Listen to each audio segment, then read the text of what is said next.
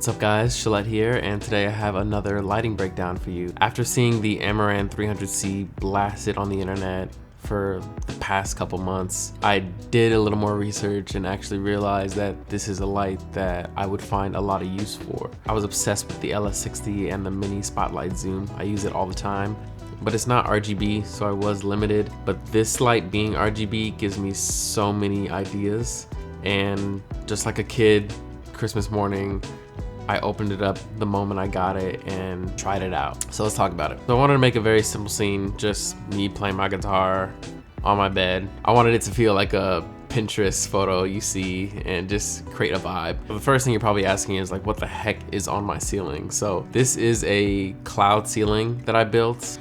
All I used was poster board, cheap LED lights, Gorilla Tape, and this Polyfill material. So at nighttime, I like to make it this very pleasing blue hue. And since this Amaran light is RGB, I really wanted to play with a direct contrast against the blue and use a deep purple, pinkish type color. And since I do have the spotlight attachment, I was able to focus the light just on me. So the light and the spotlight attachment were just on a C-stand shooting down towards me. I was using the iris control accessory to determine how large I wanted the circle to be, and I made it like the perfect size so it was just illuminating me. And I just love how this came out because it just looks like I'm glowing on my own, and I'm just a completely different color despite the entire room being washed in this blue. And the spill was very minimal, and it was just a really cool effect to me.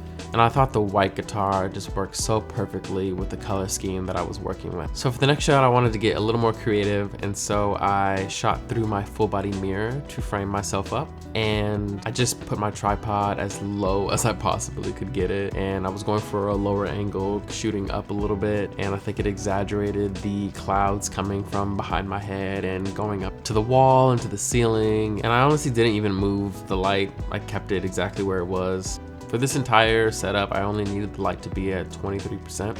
And I was using the Sidus Link app to control the output and the color. And then I moved my camera so it was facing more out of the windows because I wanted to get those city lights in the background. And then I turned on my TV and made sure that I was finding like a darker type loop so it wasn't interfering with the light that I already had in the room. But it definitely added a little more to the scene, and I liked it. I probably should have faced the camera or sat further on the edge of the bed, but this is practice, right?